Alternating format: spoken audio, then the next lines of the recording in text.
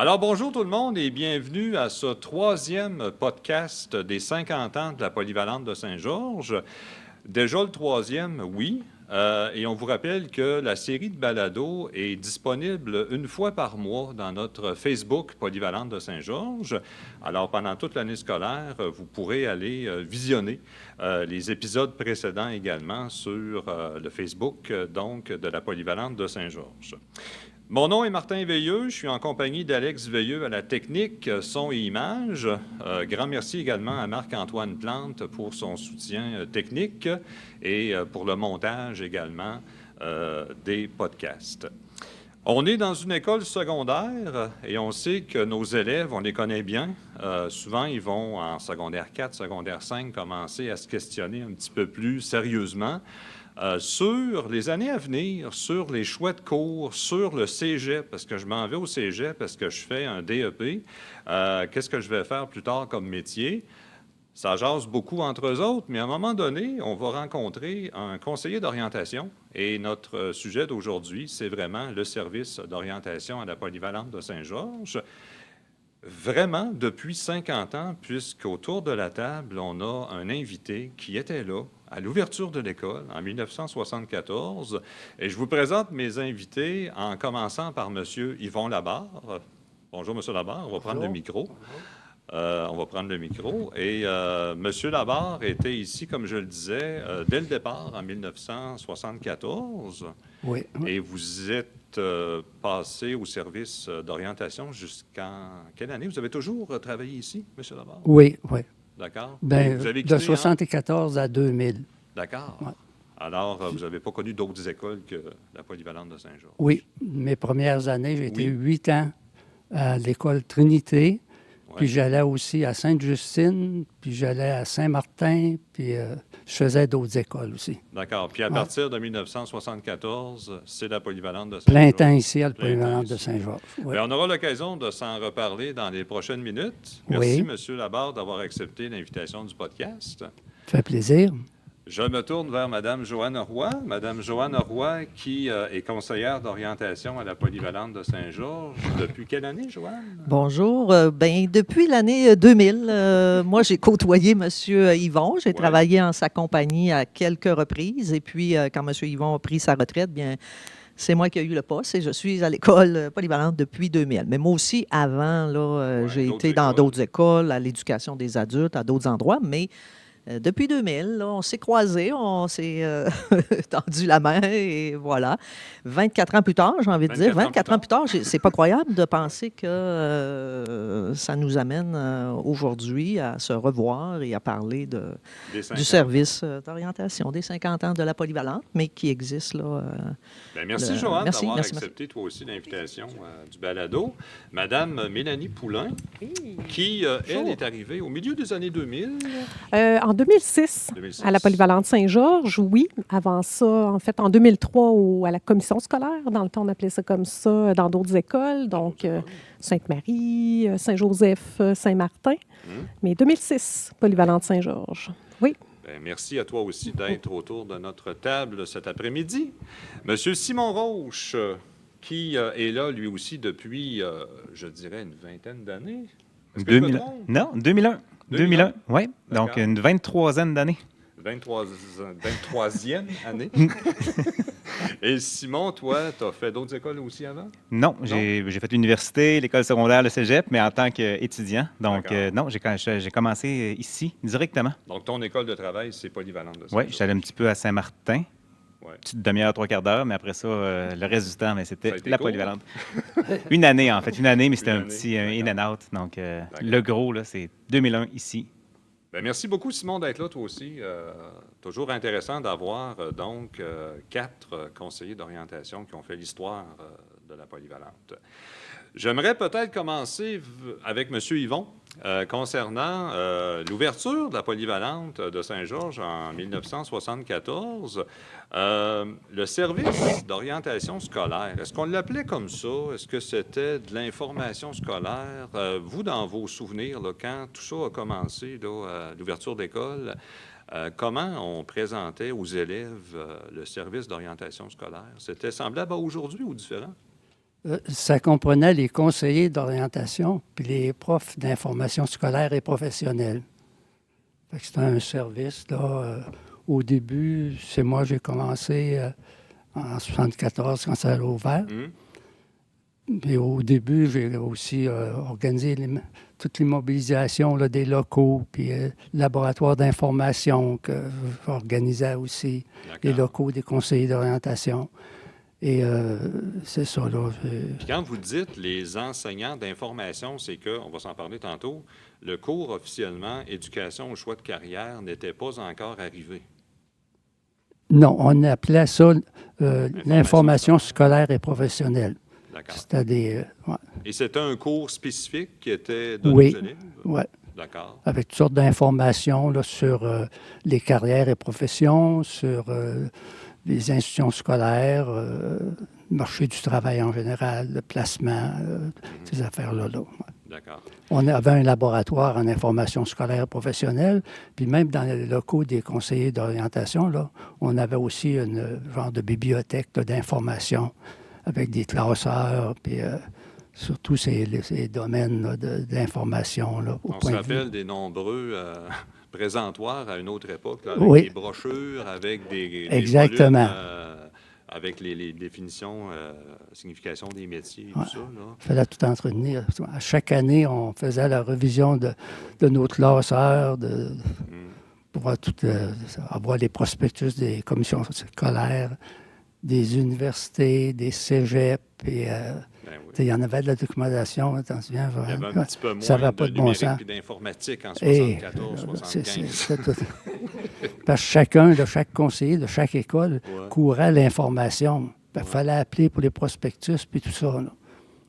Mais en 75, 76, 77 à peu près, à la commission scolaire, ils ont engagé un documentaliste. C'était Marcel Giraudot, qui a travaillé peut-être une quinzaine d'années en information scolaire professionnelle. C'est lui qui s'occupait de commander toute l'information, là, tout ce qui concerne les documents des universités. Puis, fait que ça a aidé beaucoup parce que ça nous a libérés là, chacun devait appeler ou envoyer des lettres d'information, demander de la documentation. Fait que ça fonctionnait de cette façon-là dans les premières années. C'était l'information scolaire professionnelle, donnée par des enseignants. Philippe Dallaire était le premier enseignant, Philippe Dallaire. Ça a été le premier ici. Oui, ça a été le premier en information scolaire avec... il y avait Odette Sévigny est venu un peu aussi. Il y a eu Michel Morin. Michel Morin était le premier avec Philippe. Moi, je me rappelle aussi de M. Yves Hamel, mais c'est peut-être beaucoup plus tard. Oui, il y en a quelques-uns qui sont venus. Yves Hamel sont venus une année remplacer. C'est ça, là. Pas ça, il y a eu Jean Audette, qui a été assez longtemps. Jean Audette a été plusieurs années, lui, là. Hein? Fait que, Et là, on parle de la période du tout début. Moi, j'avais comme année 1982 l'arrivée du cours éducation au choix de carrière. Est-ce que c'était un nouveau cours complètement remodelé ou si on a à peu près juste changé le nom? Le cours qui est arrivé, là, éducation au choix de carrière, c'était à peu près les mêmes balises que l'information scolaire du début? Oui, ça a toujours cherché de l'information scolaire professionnelle, mais là, l'accent était mis un peu plus sur les connaissances de soi-même pour l'élève, puis comment aller chercher l'information. Parce qu'il y a évidemment deux volets à ça. Il y a l'information sur le programme ou le métier qui nous intéresse, mais il y a aussi, on se rappelle, quand on est passé ici plus jeune, tous les tests de ce que j'aime, ce que j'aime pas, je suis fait pour tel domaine ou pas. Là. Donc, ça existe depuis le début. Ça existe depuis le début. De connaissance de soi, là, pour savoir. Oui, c'est ça qui est arrivé avec l'éducation, choix de carrière. Comment faire un choix professionnel, comment faire un choix scolaire. Puis, d'accord. On va se tourner vers nos amis Joanne et Simon. Donc, là, on parle plus des 24-25 dernières années quand vous êtes arrivés. Les principaux changements dans la façon de présenter les choses aux élèves, là, vous faites des rencontres individuelles dans le bureau, mais vous faites aussi des rencontres en classe souvent, là, quand vous présentez de l'information aux élèves. On fait effectivement les deux. On fait des rencontres individuelles. On faisait aussi, depuis les débuts, des rencontres de groupe. Quand on rencontre les élèves en classe, bien c'est pour échanger un petit peu avec eux autres sur qu'est-ce qui existe comme choix de cours, qu'est-ce qui existe comme programme. On les amène à réfléchir, comme tu disais, sur la connaissance de soi. Fait que on est à la fois individuel et en groupe. C'est certain qu'un choix de carrière, ça se fait beaucoup individuel. Hein. On a beau présenter au groupe certaines informations, reste que chaque élève est différent, bien sûr, et chaque élève a ses questions plus précises. Donc, c'est dans ces conditions-là qu'on rencontre évidemment les élèves là, en individuel. Puis, ces jeunes-là, c'est sûr et certain que secondaire, à l'époque, on avait secondaire 3. C'est plus en 4 et 5, et particulièrement en secondaire 5, où là arrivent les dates butoirs. Là. 1er mars, on fait une demande pour le cégep. Puis là, il faut se décider. Là. Est-ce qu'on reste... est-ce qu'on fait un DEP? Est-ce qu'on s'en va au cégep? Avec vos années d'expérience, voyez-vous une différence dans la façon de fonctionner des jeunes, là? Est-ce qu'aujourd'hui, ils sont plus, je dirais, ils savent plus qu'est-ce qu'ils veulent faire ou c'est un peu comme à l'époque, on se pose encore les mêmes questions qu'il y a 20 ans? Oui, mais les jeunes sont plus allumés sur ce qui se passe autour d'eux, à l'informatique, sont au courant. Il n'y a pas juste policiers, avocats, médecins, puis enseignants. Il y a beaucoup d'emplois. Il y en a beaucoup qui se développent aussi avec les années. Je vous dirais, en secondaire 3, ils commencent déjà à se questionner. Secondaire 3 pour les mathématiques. Quelle mathématiques prendre en secondaire 4, dépendamment de mon choix de carrière? En secondaire 4, bon, qu'est-ce que je fais? Est-ce que je vais en secondaire 5 où j'ai des DEP? Même en secondaire 3, il y a plusieurs possibilités avec le programme Duplex, qui est la possibilité d'avoir un secondaire 5 et un diplôme d'études professionnelles. Donc, il y a plusieurs choix pour eux autres. Évidemment, les secondaires 5, c'est la grande partie de notre clientèle qui commence là, puis qui s'étend dépassé le 1er mars, souvent aussi maintenant. Donc, eux autres, pour savoir les DEP, le cégep, Parce que tu viens, Simon, de parler du mot-clé, là, les fameux choix de cours. Puis c'est vrai que c'est en secondaire 3 qu'on commence à se demander quelle maths je vais prendre l'an prochain, parce qu'en secondaire, jusqu'en secondaire 3, ils ont tous le même cours, là, le même type de mathématiques. Et là, en 4, on a les voies qui commencent, là, les maths SN, les maths CST. Donc, il faut déjà penser, il faut déjà voir un petit peu plus en avant. Je m'en vais au cégep, je vais faire quel programme, de quoi j'ai besoin. Donc, il y a tout ce questionnement-là aussi chez les élèves. C'est ça. Fait que c'est notre défi, c'est de les amener justement à commencer à réfléchir avant le secondaire 5, parce qu'on a tous tendance effectivement à penser que c'est en secondaire 5 que les décisions se prennent. Ils s'en prennent bien sûr en secondaire 5 parce que là, c'est vraiment un choix. C'est ta dernière année à la polyvalente. Là, tu n'as pas le choix, il faut que tu prennes une décision. Mais avant ça, notre but, c'est justement de les amener à prendre des petites décisions comme ça, de se dire, bien, est-ce que j'en ai besoin de ces mathématiques-là en secondaire 4 ou pas? Puis, peu importe les maths qu'on choisit, il y a des carrières pour tout le monde. Là, ça l'a pas... il y a autant de carrières pour les jeunes qui choisissent des maths enrichies que des maths régulières. Là. Donc, c'est encore là un défi pour eux autres de se dire, bien, le défi, c'est la connaissance de soi. Hein, de tous les temps, que peu importe, je dirais, oui, les jeunes, ils changent. Ils ont changé dans la façon de communiquer. Hein. On communique maintenant texto, Instagram et compagnie, ce qu'on n'avait pas à un certain moment. Mais le jeune comme tel, l'adolescent comme tel, bien, il est demeuré un adolescent avec ses questions de, bien, qu'est-ce que je vais faire dans la vie, vers quoi je m'en vais. Fait que ces grandes questions-là, ils sont demeurés. Ça fait que, je dirais, l'orientation, à la base, elle demeure un petit peu autour de ces sujets-là. Connaissance de soi, connaissance du scolaire. Qu'est-ce qui existe comme programme? Il y en a tellement. Puis on se fait dire, bien, il va en avoir des nouveaux avec l'intelligence artificielle et tout ça. Fait que nous aussi, comme conseillers d'orientation, il faut continuer à se documenter sur quels sont les métiers qui vont peut-être disparaître. Et on souvent un peu dans les médias, les métiers que vous pourrez faire plus tard. Oui, il y en a qui n'existent pas encore. Fait que c'est ça comme conseiller.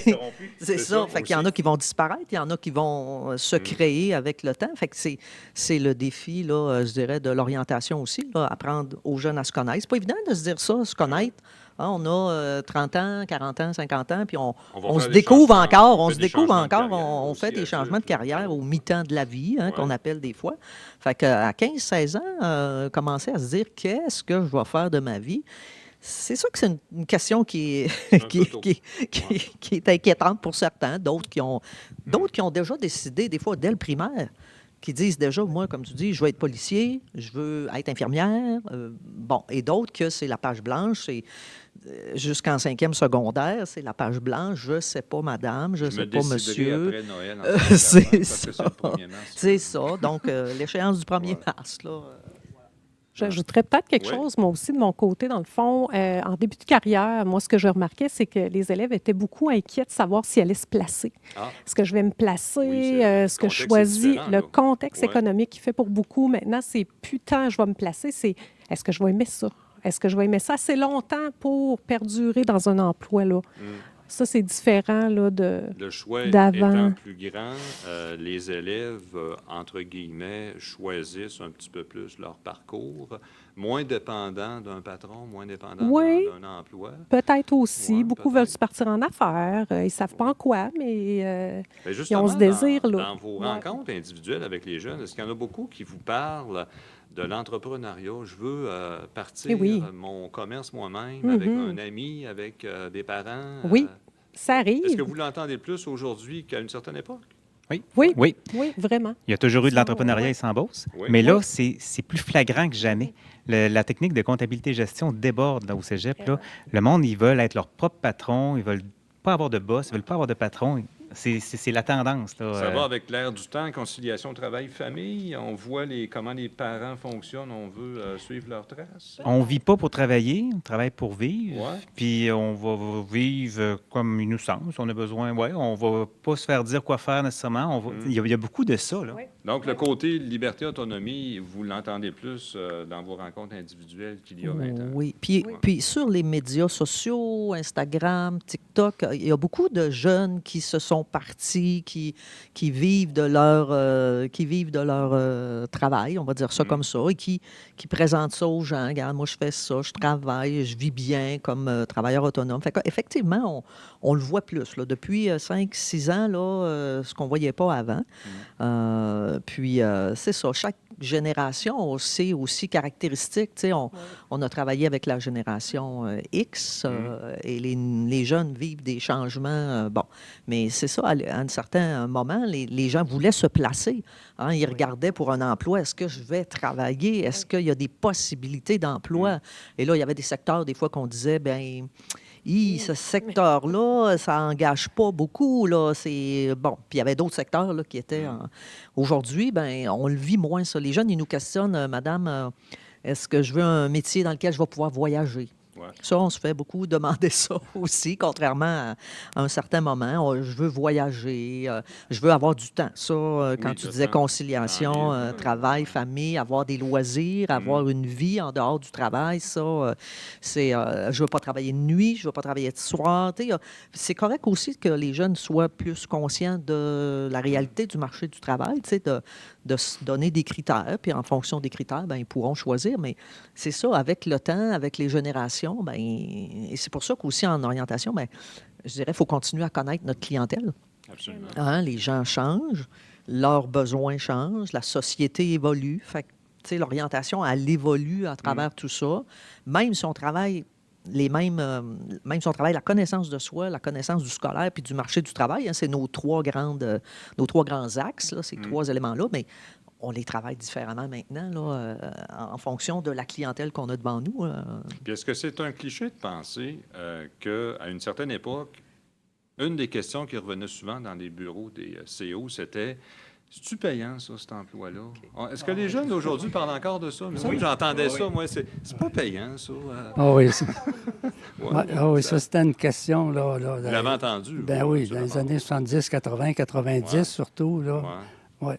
Fallait que ce Parce soit qu'il y a eu payant. des périodes qui étaient plus difficiles, là, tu sais, au point de vue, il y avait du chômage puis tout ça. Là. Ouais. Ça fait que, tu sais, dans les années 80, puis là, les jeunes, ben, tu sais, que tu rencontrais, c'est bien beau, ils disaient, ben, je veux prendre tel ou tel genre de métier ou de profession, mais est-ce que je vais travailler après C'est ça. dans mon domaine, puis est-ce que ça va être payant? Hein, ça, c'était Parce qu'il me semble que moi, à mon époque, là, quand j'étais plus jeune ici, là, étudiant, là, j'entendais ça autour de moi. Là, on veut faire quelque chose qui rapporte. Là. Oui, c'est ça. Ouais. C'était beaucoup demandé, ça, par... ouais. Je me tourne vers Mélanie parce que souvent, pour ceux qui nous écoutent, là, on entend différentes significations, différents termes autour des conseillers d'orientation. Pour monsieur, madame, tout le monde qui se demande, c'est quoi ça, l'école orientante?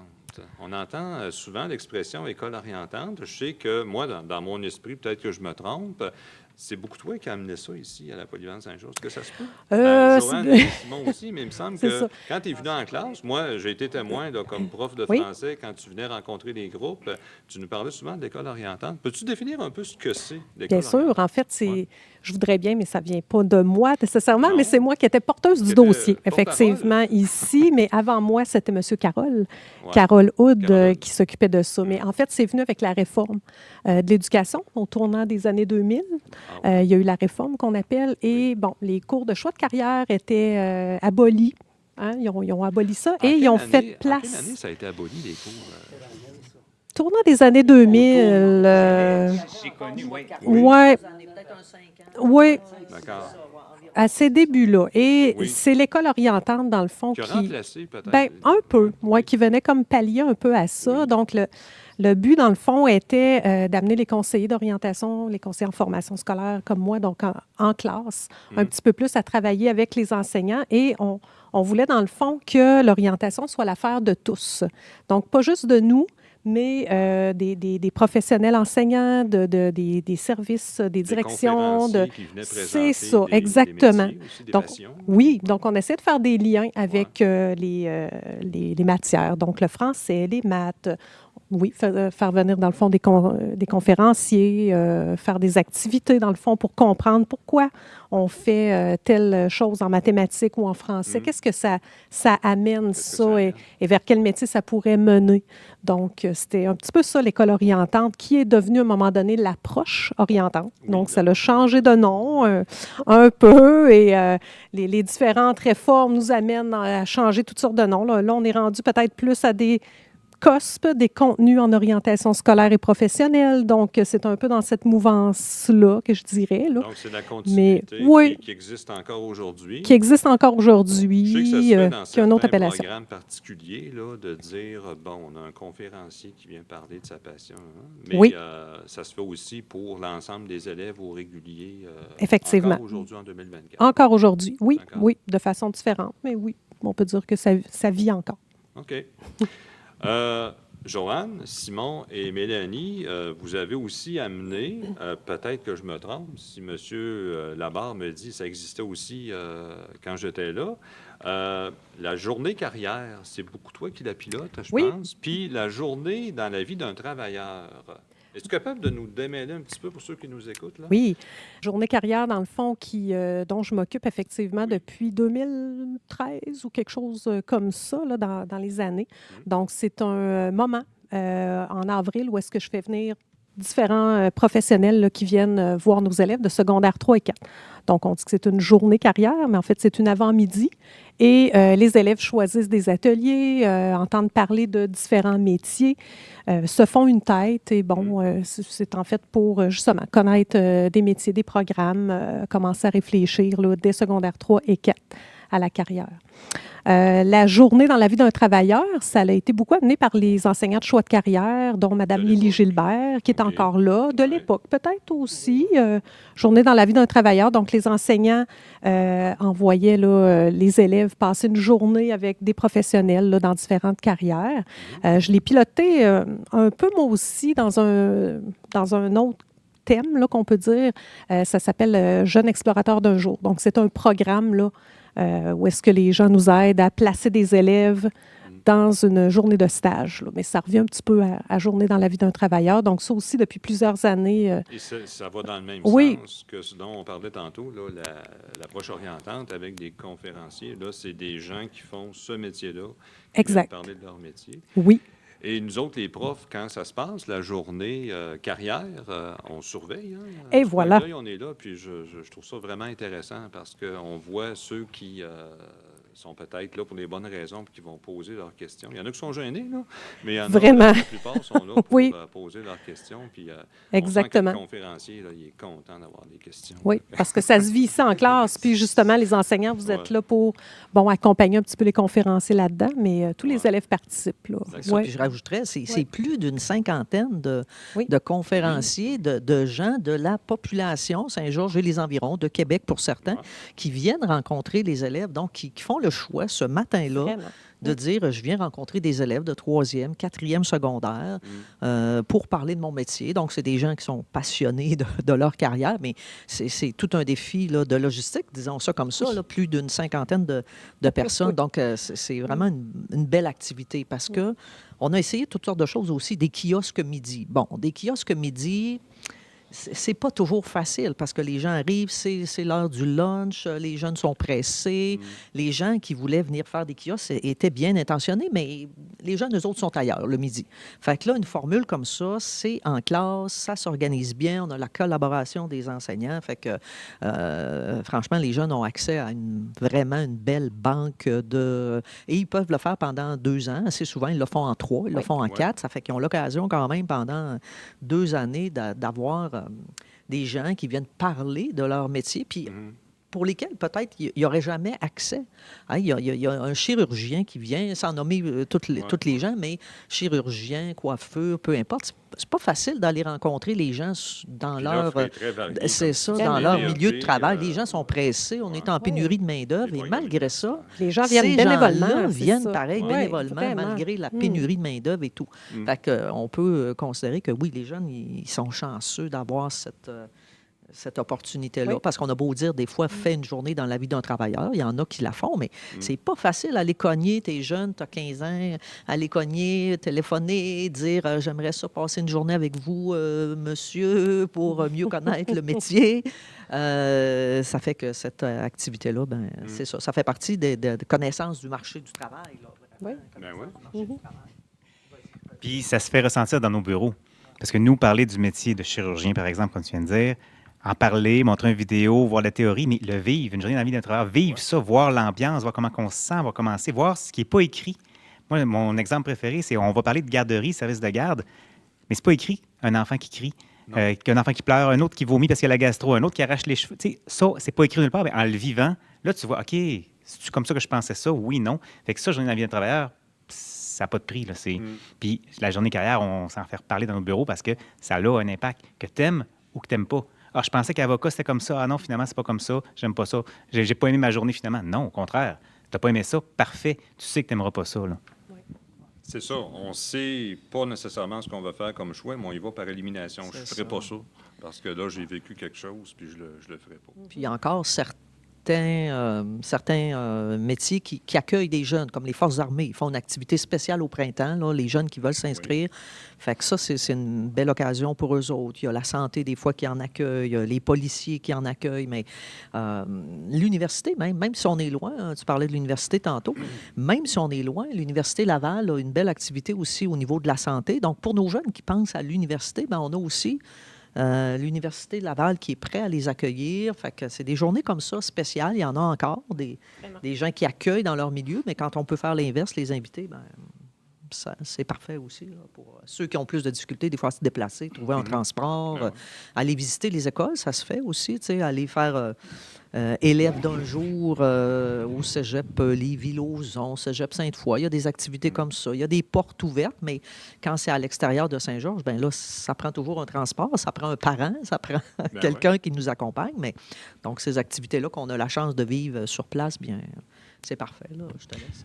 Je ne sais pas si ça se fait encore, des visites de cégep et d'écoles professionnelles. Là.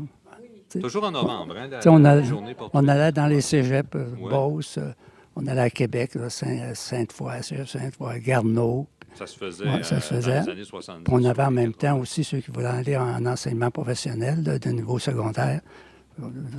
Chimique. Puis, et puisqu'on en parle, là, ça s'en vient en novembre, si je ne me trompe pas, pour les secondaires 5. le 12 novembre, rappelons-le. On est diffusé le 11 novembre, là, donc demain. Et là-dessus, puisqu'on en parle, là, au Cégep Beauce-Appalaches, pour ceux qui se posent la question, les programmes de différents cégeps viennent tenir leur kiosque ici à Saint-Georges, donc au Cégep Beauce-Appalaches. Et c'est la façon dont ça se déroule. Puis on s'inscrit d'avance. Les jeunes s'inscrivent d'avance à des ateliers. Ouais. Et ça fait combien d'années, ça, que ça existe? Ça fait longtemps? Ben, en fait, depuis que je suis là. Moi, depuis 2003, je me souviens que ça avant. fonctionnait. À votre Donc, époque, M. à votre C'est pour époque ça. aussi. Donc, ça a toujours été, là, Cégep Beauce-Appalaches, là, qui font cette formule-là. Dans le fond, que tous les cinquièmes secondaires, pas juste la police Saint-Georges, mais de tout le centre de service, là, les finissants, on va au Cégep Beauce-Appalaches pour explorer là, des programmes. Oui. Fait qu'au lieu d'aller à Garneau, à Sainte-Foy, c'est Garneau et Sainte-Foy qui viennent à nous. Donc, ils viennent présenter leur programme unique à eux autres. Mettons, le Cégep de Lévis, travail social, ils vont présenter ça. Garneau, technique policière à l'époque, physiothérapie. Donc, ils viennent parler de ça. Donc, pour l'élève de secondaire 5, il n'a pas besoin de se déplacer. Il reçoit l'information, il choisit quelques ateliers, puis après ça, il se fait aussi une tête par rapport à ça. Et vous, M. Labarre, vous dites qu'à l'époque, il y avait des sorties là, qui se faisaient. On allait passer une journée au cégep de Sainte-Foy. Oui. Donc, on sortait avec des élèves ciblés, toute l'école. De niveau secondaire 5, Secondaire là, 5, on avait une journée où on avait des autobus, là, ça partait pour Garneau, Sainte-Foy. D'accord. Hein, C'était comme le principe. dans le temps, Joanne. Oui, je l'ai vécu peut-être tu une l'as année. vécu Là, un c'est peu, ça. Ouais, ça marchait beaucoup, ça. Chaque année, là, C'est comme notre au niveau principe de jour collégial. d'orange, puis on s'en va au cégep. C'est ça. Oui, là, ça partait au cégep. Puis les élèves étaient inscrits dans une technique, là, mettons, technique dentaire ou technique policière, comme Simon disait. Puis, ouais. Une question, moi, qui me traversait l'esprit ce matin en préparant mes affaires. L'implication des parents dans le choix du jeune, est-ce que ça se produit dans le bureau du CO, par téléphone, par présence physique, qu'à un moment donné, on reçoive le jeune et ses parents? Je sais que vous êtes des conseillers d'orientation scolaire, là. Vous n'êtes pas au privé nécessairement, là.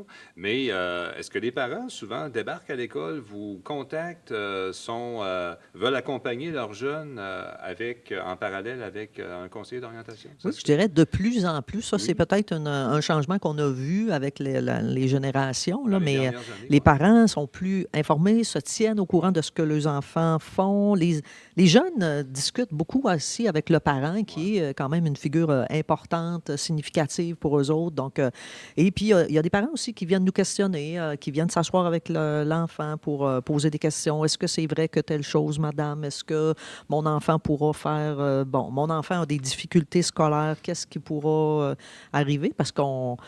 faut regarder aussi toutes ces possibilités-là. On parle souvent avec des parents lors des cours d'été, parce que, autant de téléphone que maintenant avec les nouvelles technologies, le Teams, hein, les parents nous écrivent sur le Teams, nous écrivent par courriel, et viennent en personne pour effectivement prendre de l'information sur la trajectoire de l'enfant. Là, il a été refusé aussi, hein, quand les élèves sont refusés au cégep ou sont refusés en formation professionnelle. Il y a de la sélection quand même dans un certain nombre de programmes. Donc, quand on est sélectionné ou quand on n'est pas sélectionné, bien, qu'est-ce que ça a comme impact là, pour le futur? Il y a des parents qui se disent, ben là, est-ce qu'ils vont pouvoir y aller l'année d'après? Donc, toutes sortes de situations comme ça. Ces résultats scolaires, est-ce qu'ils sont suffisants pour aller dans tel domaine? Fait qu'on a des questions de tout ordre, là, on va dire. Puis maintenant, comme tu disais tantôt, oui, on fait des visites de cégep, mais on fait aussi beaucoup des visites avec notre voisin, le CIMIC, que tu as vu arriver un jour. Le CIMIC est arrivé en 93, il me semble.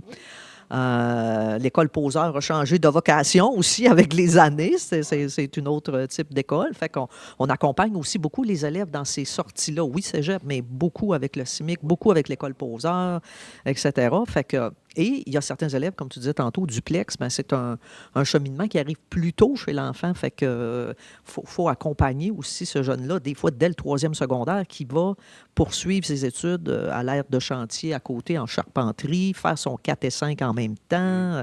Fait que c'est des changements qui a apporté justement beaucoup de questionnements chez le parent. Là. Donc, tu me disais, Joanne, que tu sens que c'est pas nécessairement le bon mot, pas l'implication, mais le parent est un petit peu plus présent qu'il y a peut-être 15-20 ans, là, Ben, dans vos observations? le parent est impliqué et on implique, l'école implique le parent Ben oui, dans les plans d'intervention, dans le cheminement comme c'est vrai. duplex, secondaire 3. C'est pas une décision juste du jeune de secondaire 3. Il y a le parent qui est impliqué dans ça, avec tout ce que ça implique. Donc, oui. Puis, le parent est curieux de savoir qu'est-ce qui se passe avec mon enfant, avec toutes les possibilités, tout ce qu'on entend. Donc, ils viennent souvent s'asseoir avec nous autres, puis ça nous fait toujours plaisir, Ben oui. parce que ça évite un jeu du téléphone. Ils ont l'information directe, donc les deux ont l'information. Fait que, Puis je prends la balle au passage. Tu viens de parler du duplex après secondaire 3. Ça fait pas tant d'années que ça existe. Ça fait combien de temps, ça, qu'on peut se rendre là? En 2018, qu'on a créé le premier duplex. C'était Charpenterie. Après ça, on en a Charpenterie, créé d'autres, là, Ouais. carrosserie, esthétique, cuisine et tout. Mais 2018, on est arrivé avec une formule comme ça qu'on peut compléter son secondaire tout en réalisant là, une formation professionnelle, que ce soit charpenterie ou autre. Là.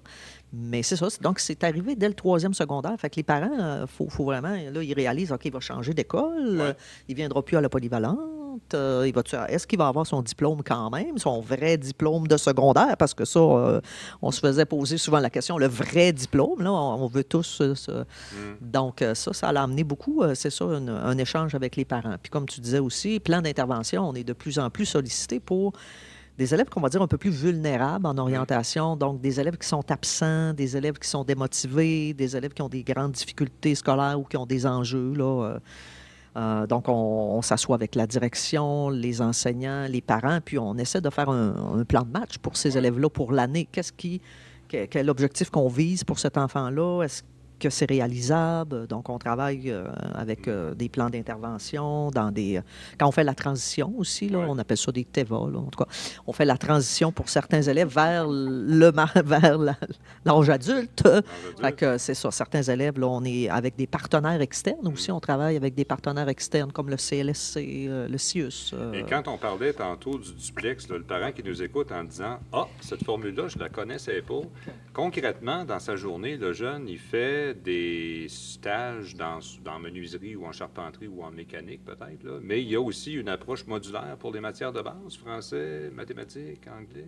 on va se comparer, Martin. On est tous les deux en secondaire 3 cette année. Ouais. L'année prochaine, moi, je fais le programme duplex. Toi, tu continues en secondaire 4. Tu vas avoir du français, maths, anglais, histoire, sciences, art. Moi, je vais avoir français, maths, anglais le matin, mettons, ou la moitié de la journée. Puis l'autre moitié, le DEP, pas des stages, un DEP, soit en charpenterie, en esthétique, en carrosserie, en cuisine. Donc, ça. Arrive à secondaire 5, toi, tu fais du secondaire 5, français de 5, anglais de 5, maths de 5, etc. Moi, je fais français de 5, anglais de 5, et je finis mon DEP.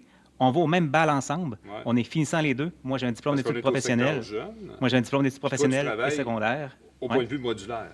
Tu n'as Ouais. pas d'enseignant en avant qui donne son cours. Non, C'est exactement. modulaire. C'est le même Principe français, au centre le même. Oui, d'apprentissage. exactement. OK. Mais vu différemment. Puis on finit les deux. Toi, tu finis avec un diplôme d'études secondaires. Moi, je finis avec un diplôme d'études secondaires et un diplôme d'études professionnelles. Et avant que le duplex arrive, dans mes souvenirs, pour s'en aller faire un DEP, ça prenait un secondaire 4 réussi. Je ne me trompe pas en disant ça. Et on s'était rendu compte que cette formule-là, peut-être, décourageait des élèves d'atteindre la réussite en secondaire 4. C'était peut-être trop... ça prenait trop de crédits, de cours pour se rendre à notre DEP là, qu'on voulait faire absolument. C'est ça. Cette idée-là est venue avec Ouais. le fait que on a des jeunes de 15 ans qui sont, comme je disais tantôt, un peu plus vulnérables, sont découragés, Ouais. sont démotivés. Ils ont le goût de passer à d'autres choses. Ils ont le goût Du concret, d'être en du action, manuel, d'être en ouais. concret, d'apprendre déjà, de bouger un peu plus. Là. Donc, on s'est dit, pourquoi on ne pourrait pas faire ça? Fait qu'on a combiné les deux, puis ça va très bien parce qu'on est voisins du CIMIC, on est voisins Ben de oui. l'aire de chantier, de l'école Poseur. Donc, ça a permis à ces jeunes-là de peut-être quitter un peu la formule dite régulière avec, comme tu disais, des fois de l'histoire, de la science, des options, tout ça qui, des fois, conviennent moins là, à certains jeunes. Donc, à chaque année, on a un groupe en charpenterie, en carrosserie. Donc, pour au-dessus d'une 60aine de jeunes, ça a permis de rester motivés et de persévérer à l'école parce qu'on tu sais, l'orientation, c'est aussi travailler la persévérance. Hein. Ce qu'on veut, c'est ça, c'est qu'ils se maintiennent à l'école, qu'ils trouvent leur voie, qu'ils trouvent leur vocation, mais qui persévèrent parce que c'est long, des fois, de se faire dire « Ah, ça va être dans 2 ans. Tu sais, tu es en secondaire 3, puis là, tu te fais dire « Non, ça va être dans 2 ans que tu vas aller à ton DEP. Fait que, tu sais, des fois, c'est long, 2 ans quand tu es jeune. Quand tu es un petit peu plus âgé, on dirait que ça passe plus vite, mais jeune, 2 ans, c'est très long. Fait que là, ça a permis à ces élèves-là d'intégrer plus rapidement, de changer de dynamique de classe. Et, voilà. Très bien. Dans les derniers points que j'avais notés, moi, pour le service d'orientation scolaire, on sait que vous êtes aussi impliqué dans des tâches connexes. Hein? Là, je sais qu'on est peut-être moins à l'époque, en 2024, des tableaux d'honneur. On a changé un petit peu là, la vocation, mais pendant plusieurs années, les CO s'occupaient vraiment des galas méritas, des certificats, etc. Ouais, C'était vrai dans les années 70-80, monsieur? 80, oui, dans les années 80. Ça impliquait à peu quoi près. dans votre C'est souvenir? qu'à un moment donné, ces années-là, la direction, puis il y a des profs, nous demandaient de rencontrer les élèves qui avaient des échecs, des difficultés scolaires. Ouais. Fait qu'on mettait l'accent sur ça, sur les rencontres. On avait un pourcentage de rencontres à mis, ça référé par les professeurs. Puis on a fait ça un bon nombre d'années. Ça se fait peut-être pas encore beaucoup, mais tu sais, l'accent est mis sur ça. Puis à un moment donné, mais est arrivé la vie de professeur, puis la direction d'école a dit c'est beau, on s'occupe des jeunes en difficulté, mais les jeunes qui réussissent bien, puis qui ont du talent, puis qui sont motivés, ce serait bon de les récompenser aussi d'une certaine façon. Ouais. C'est là que sont venus là, les bulletins, là, les étapes, là, avec les tableaux d'honneur à chaque étape. Le professeur nommait 3 élèves de sa matière. Chaque professeur faisait ça. On faisait des tableaux d'honneur. Puis on faisait une petite activité en présentant ça aux élèves avec une petite dégustation. Là, ça se fait encore aujourd'hui. La formule a été peut-être un peu modifiée. Mais on était beaucoup, dans mon souvenir, axé sur l'académique et les notes, là, quand on parlait de tableau d'honneur. Oui, là, c'était allé dans ce sens-là. Ouais. OK. Qui menait à la fin de l'année là, au gala académique là, de fin d'année où les élèves les plus marquants de l'année là, étaient en nomination dans chaque matière. Puis, D'accord.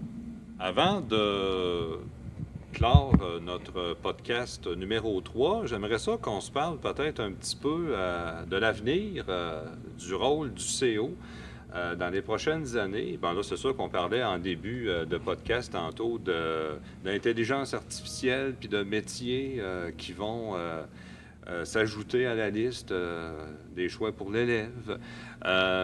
Le rôle du CO, là, dans 10 ans, dans 20 ans, est-ce qu'il va ressembler encore à aujourd'hui avec ce que vous voyez à l'horizon? Votre perception de la chose, là, ça ressemble à quoi? Bien, notre rôle est déjà différent. Ouais, on a un rôle... Ça a déjà changé beaucoup. Ça a déjà changé beaucoup, puis on change le rôle. C'est un rôle conseil, surtout qu'on a. Quand on va dans les plans d'intervention, quand on va dans les plans avec les directions d'école, on n'est pas dans nos bureaux à uniquement rencontrer des élèves. Il y a beaucoup de choses connexes. Administratives, mais surtout humaines pour l'enfant, pour le jeune en difficulté, pour le jeune qui arrive, le nouvel arrivant qui arrive, qui ne parle pas notre langue. On fait quoi avec? Il ne connaît pas le système scolaire. Donc, plusieurs affaires comme ça que on est appelé à intervenir, à donner notre opinion puis nos suggestions. La douance, oui, exactement. Ça, nouveau, la douance. Il y a un nouveau programme qu'il y a présentement, un programme Explore pour les jeunes de secondaire 2. Déjà en secondaire 2, qui sont un petit peu moins motivés par l'école, un programme différent. C'est quoi exactement, Simon, ce programme-là? C'est un programme, c'est comme un sport-études, mais c'est un FP-études, une formation professionnelle études. Comme là, hier, il était au CIMIC, en carrosserie, à faire des projets. Donc, ils font des projets manuels, ils découvrent différents DEP. Ils découvrent sur 5 journées la carrosserie, 5 journées la charpenterie menuiserie, ils ont fait du soudage. Donc, ils vivent des activités autres que de l'histoire, des sciences, des arts, pour les amener à se raccrocher à l'école. Parce que c'est toujours ça l'idée. L'école est faite d'une certaine manière, mais on ne rentre pas tous dans cette manière-là. On ne rentre pas tous dans le même moule. Ouais. Exactement. Donc, on change les moules. Puis on adapte les moules, puis l'école est différente dans les dernières années parce que c'est pas une école rigide, c'est une école qui s'adapte beaucoup, qui essaie de trouver beaucoup de choses pour les élèves. Il y a beaucoup de choses qui se font. Donc, le rôle conseil des directions, du CO, du psychologue, des services aux élèves. Quand on dit services aux élèves, c'est ça. Là, ça prend toute sa signification dans les dernières années parce qu'on ne veut pas qu'ils lâchent. On va y trouver quelque chose.